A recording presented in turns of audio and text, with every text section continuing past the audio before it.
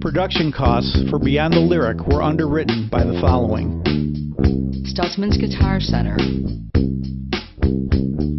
Whirlwind Audio, Sound Source, and by Ultra Hue Studio.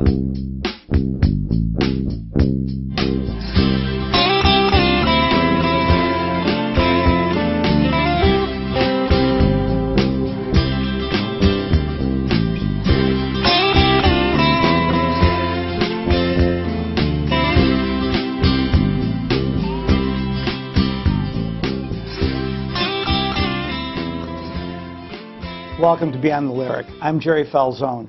We get the stories behind some of the great songwriters in the upstate New York area. Tonight we have a very special guest. Chris Wilson is just one of the great singers that I've ever heard in my life. He's a wonderful songwriter. He's going to do a couple songs from his CDs tonight. And he's got such an interesting story. Chris has been traveling all over the world playing his music. Chris has the most beautiful voice, and when people first hear him start to sing, it's kind of like they just are mesmerized. Everybody's quiet, and he's got this beautiful, clear, pure sound to his voice, and his lyrics are beautiful. He writes a lot of songs that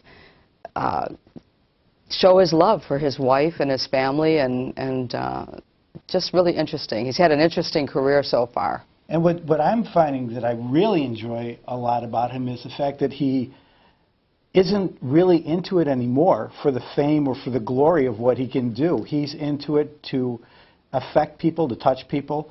I know that what he does in an intimate setting is so effective, and yet he's been in situations where he's played all over the world. He's done great rooms in China, great rooms in Europe, and he can play in stadiums and just play for just a lot of people, but yet he gets as much of a thrill just sitting down in front of a room full of people that you might fit in a living room. Yeah.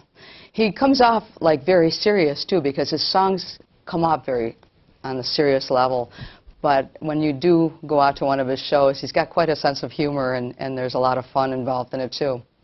Yeah, one of the things I really enjoyed about Chris when I was getting to know him is that you sit there and you talk to him and you kind of get this impression that, well, you know, he's just such a nice guy. But I was talking to him one night about not getting paid at a gig that he did, and I just saw him turn into a giant. It was an amazing thing to see when he talked about how he made sure that he got his money that night. So it's always a really fun thing to see how people can change in a flash like he was able to do, and then yet at the same time go right back up on stage and just have this beautiful persona the way that he did. I know that some of the things he's done already in his career, he came in second and he was Viewer's Choice for a precursor to American Idol on MTV called The Cut. He's started out just like going into California without knowing what he was going to do, just picking up his bags and going out there. I just think that's a great story. It just shows that he is a man of integrity and a man with the belief that what he's doing is the right thing for him to be doing. It's a hard thing to find in a person sometimes. I know, and he's really traveled the world. It's amazing that not many musicians from a local standpoint that haven't made it huge get to travel like he's done, and his story is pretty interesting, and I'm looking forward to talking to him later. Well, Chris is going to do a song from his experiences in California. First song up tonight is called the 405. 405 and 10. Yeah. And it's his song for Freeway. His love song to the freeway. Yeah.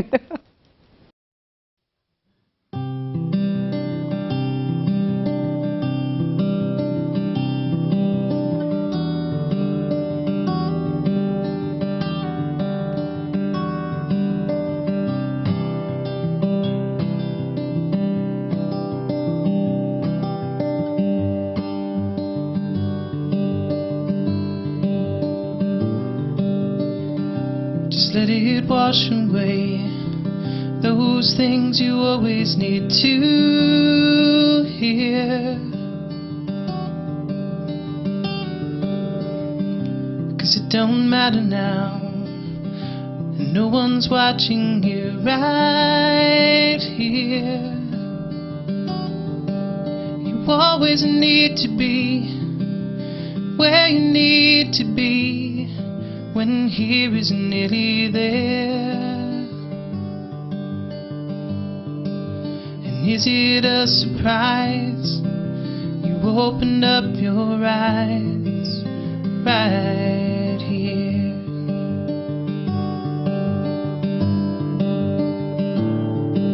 So here's the California me, with my New York state of mind, driving all night long through where I've been on the 405 and 10, on the 405 and 10.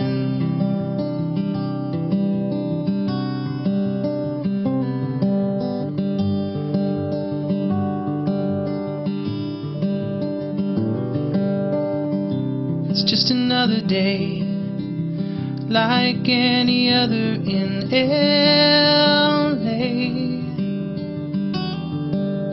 crazy from the heat, on my way to greet my dear old friend, the empty street. You always want to be where you want to be when here isn't nearly there.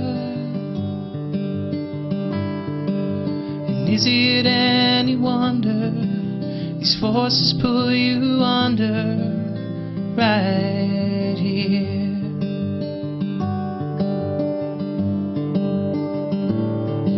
So here's the California me, but I got Georgia on my mind.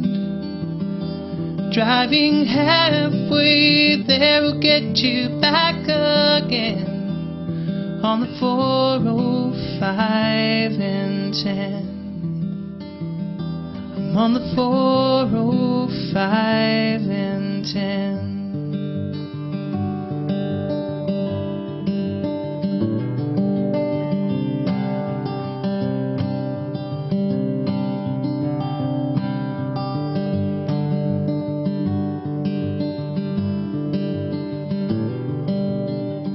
So let it wash away those things you always need to hear.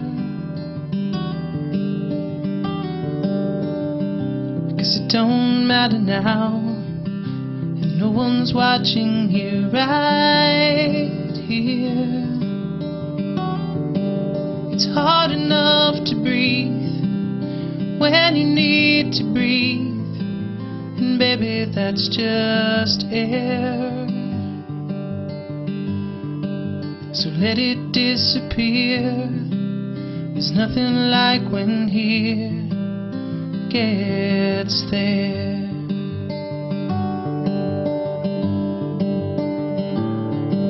So here's the California me, Mr. Starry, Starry Night, driving all night long to dear old friends, the 405 and 10. I'm on the 405 and 10.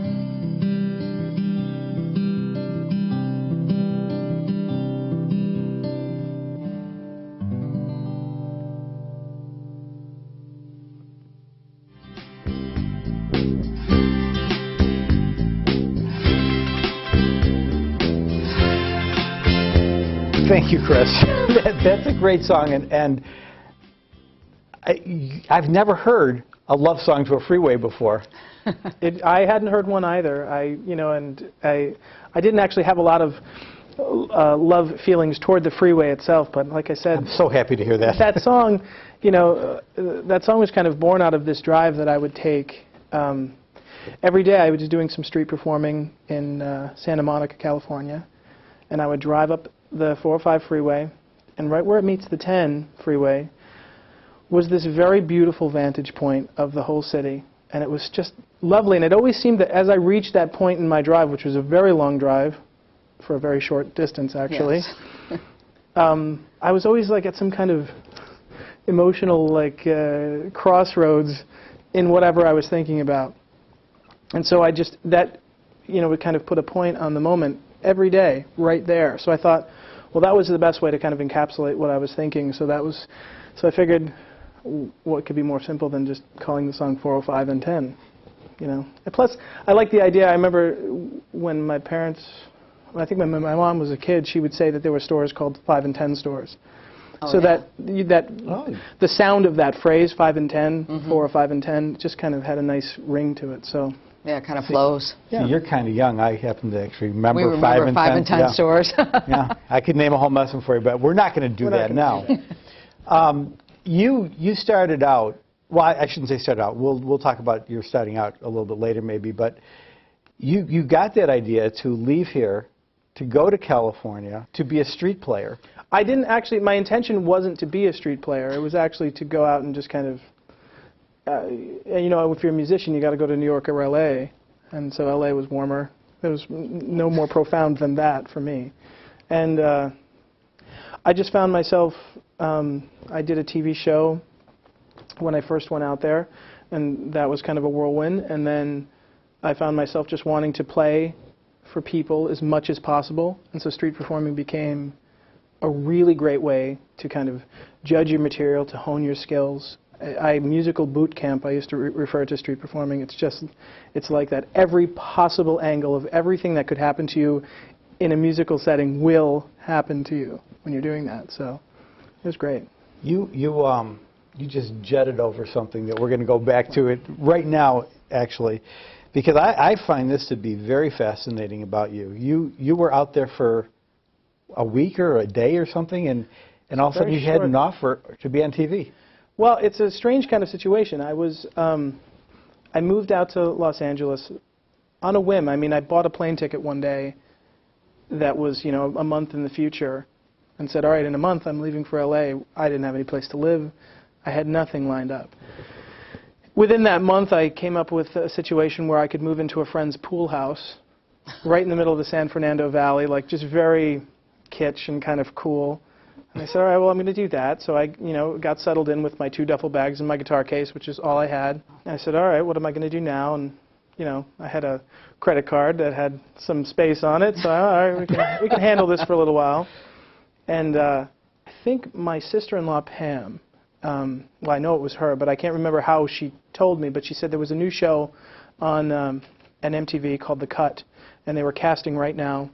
And if you send them a package, maybe that would be, I thought to myself, well, if I send them a package, maybe they'll. So I sent them a package, and the next day I got a phone call that said, if you can make it out to Burbank Studios, we'll you can audition for the show, today. And that was like kind of a precursor to American Idol, wasn't it? It was significantly less popular, but You had some success with that show, didn't you? Well, the show was called The Cut. It was hosted by Lisa Left Eye Lopez from the band TLC, and it had a lot of really great buzz. And the idea of it was very much like American Idol, except for people had to do original material, which made it actually vastly different. Right. But the setup was relatively the same. They had a panel of judges from the industry, famous people, and so I did the first show. I auditioned. That went extremely well. I got on the show. I won my first show. I won the second show, and then the semifinal performance, and I won that. And then I was in the finals, and it came down to me and one other group for the. You too. And the other band won I think the goal was a record contract. The other band won that. It was a rap group actually, and I ended up winning a viewer's choice, which, that and a token will get me on the subway these days. So, no, that was actually great. It was nice to know that I had the support of the fans. It just, MTV at the time wasn't really my environment. It was the height of the boy band craze, and and I was kind of doing But something still, a you know, little you come in #2 in a national contest like that, and you come in #1 as viewer favorites. I'm assuming you must have had some record companies knocking on your door. Yeah, it was actually a real whirlwind experience. In fact, my memories of it are still kind of sketchy because it happened so quickly after me arriving in California. You know, it was just a matter of just a couple of months, and this was all happening. And yeah, I was offered a couple of record deals. There was a lot of interest, but as the industry goes, one thing or another, it makes these things not happen. On one hand, maybe it's something that I choose not to do, and then on the other hand, I'm chasing after something, and then that ends up falling through, and so there was, it's the music business. There's a lot of that, and LA is a very fickle town, so. You think? Yeah. As you came back, one of the things that really has been very cool for me is that you've played in a lot of the gigs that I've set up. And, you've been a really wonderful person to have on the bill. But what really amazes me, when I know more about your story, is that every time we're done playing, you always come out with, wow, that was just a great night, and you really genuinely feel like you've enjoyed yourself. Absolutely. Even though you're playing for a far fewer amount of people. And instead of having a worldwide audience or a nationwide audience, you're playing to 150 people or whatever. Well, from your from the conversations that we've had in the past that you can get so much from all different kinds of performances, and although I've played in stadiums, I for thousands and thousands of people, and I've played on TV for millions of people and all these things.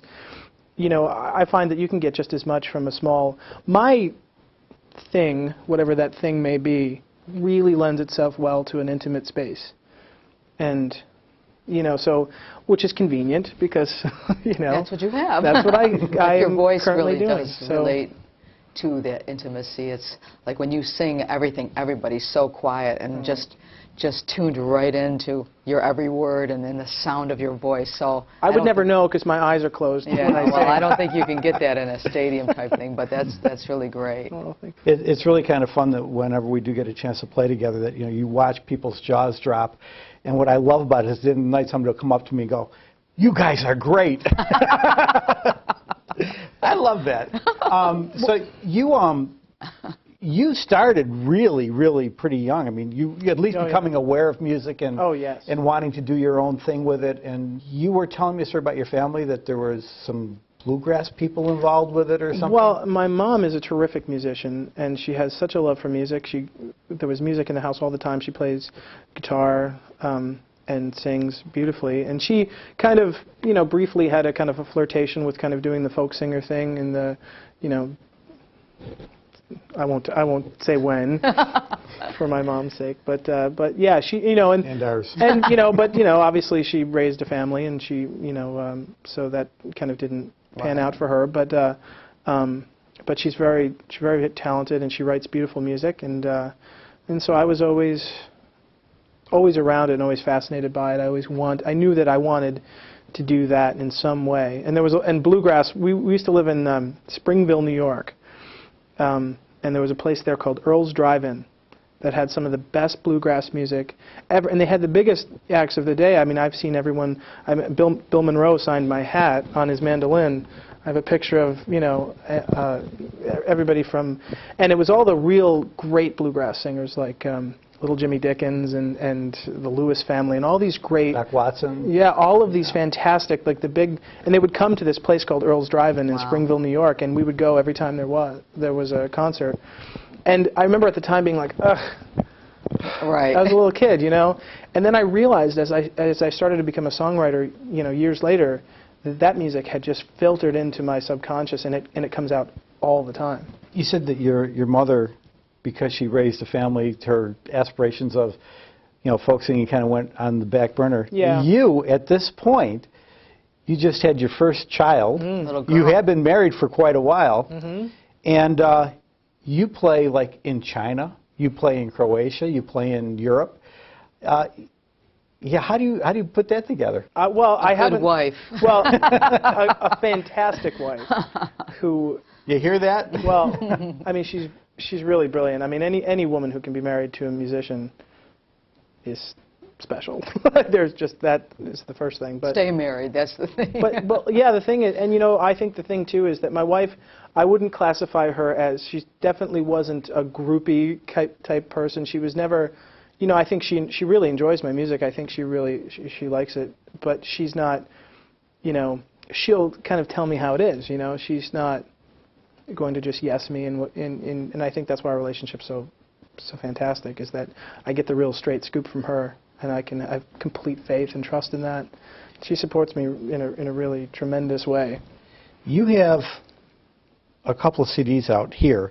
And you also have some Christmas CDs that I know that you've recorded, and I think he's got a new website too, don't you? Oh, do you? Well, our website is www.chriswilson.us, and that's kind of been newly arranged, and you can purchase my CDs online now. So, I think, you know, after just hearing the first song that you did, I think you're going to find people are going to be going to your website without too much difficulty. I hope so. But I just want to hold these up really quickly. These are just two of Chris's CDs, and I've listened to them quite a bit myself. They're really wonderful, and you know, I'm just struck by you know, you live in Brockport, and to be this, you know, guy just hanging around in Brockport, and then all of a sudden you know, going to China, and how did that come across? I mean, well, it's, you know, my journey is kind of really kind of disjointed and odd at times. But when I was living out in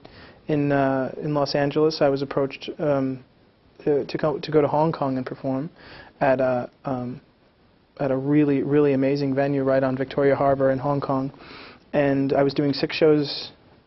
I went there for a month. I was doing 6 shows a week, and it was really successful. And the 1-month engagement was extended for 14 months. Wow. And it was fantastic. So after that, I decided to come home, and home was Brockport. That's where my family lives. So my wife and I just decided to buy a house there, and so we would have a home base, and then we would continue to travel. So, you know, after that, I was invited to perform in mainland China, in Beijing, just after the Olympics. So I was there for about 6 months. Came back, you know, putter around the house for a few months, kind of recollect, and then I was in Europe last summer, and I'm going to be there this summer, and the whole family's going together and performing, and it's a really fun way to spend time together, because I do my shows every night, but we have all day to spend together, so it's really nice. Family gets to go with you? Yeah, my wife and my little baby Gracie. She's 4 months old. Oh, she's beautiful. You showed me a picture. She's absolutely beautiful. She's a lovely little thing. Does she sing? No. Well, you know, it's interesting. It's interesting because I've taught my dogs to sing. I won't go too far into it because it's. But I have 2 dogs. I'm trying to get my dog to be house trained. I have 2 dogs. One of them's big and one of them's small. And one day I just was kind of howling around the house because I do goofy things like that. And one of my dogs started to howl. And then upstairs I could hear another howl that was a different note. And they would just do this in harmony, and I couldn't believe it. It was, I mean, you know, it wasn't a perfect third or anything like that, but it was nevertheless a harmony. And so this became a thing in our house where I get the dogs to do this, drives my wife crazy. And now the baby has started, when I do that, to put her little note in there. Oh, so my gosh. We've got a whole family of singers in the house. Well, Chris, first of all, thank you very much for coming out here tonight. It's always a pleasure to hear you play. Sing. And sing, Oh my gosh, absolutely, and to hear the songs you're writing. We would like to have you do another song. Fantastic. So you have one called Moonlight? Mm-hmm. This is actually a song about Brockport. And this one? That was what it was written about. Oh. Probably a pretty short song. The moonlight's same everywhere. Well, thank you again for coming in, and we're looking forward to hearing this next song. Fantastic.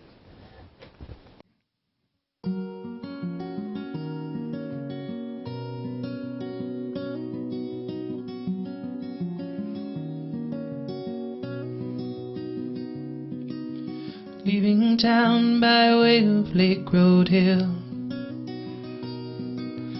leaves look like a blanket that I left behind. She says she'll follow, wonder if she will. The way she makes me laugh is all that comes to mind. But if I look too close, then my heart would turn to stone. So I drive by moonlight.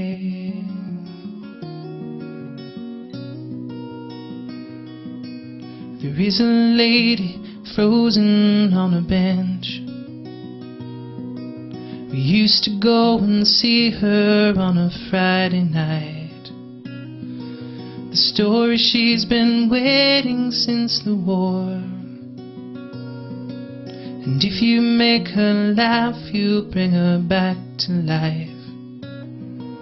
But if you get too close, she will turn your heart to stone. So we drive by moonlight. And just because I'm leaving doesn't mean that I'll be gone.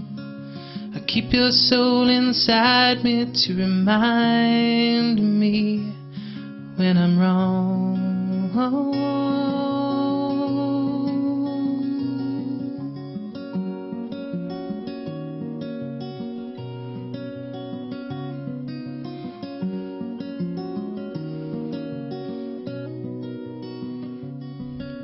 You know it's time to go when you arrive, where everything you are is what you used to be. I pack my dreams into a paper bag and check it at the gate before I get on board. But if I look back now, my heart would turn to stone. So I fly by moonlight. Ooh, no, no, no, no. And if I look back now, my heart would turn to stone. So I fly by moonlight.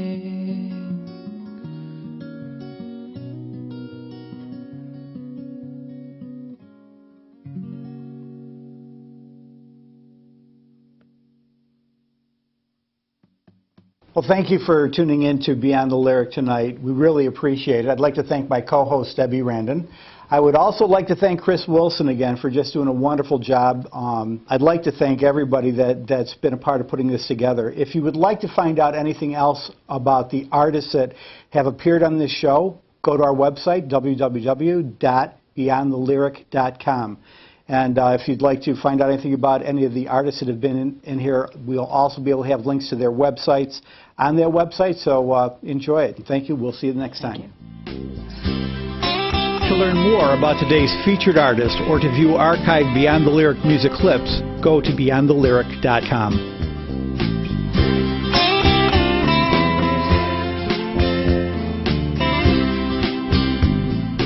Production costs for Beyond the Lyric were underwritten by the following: Stutzman's Guitar Center, Whirlwind Audio, Sound Source, and by Ultra Huge Studio. This program was produced through Penfield Community Television in Penfield, New York.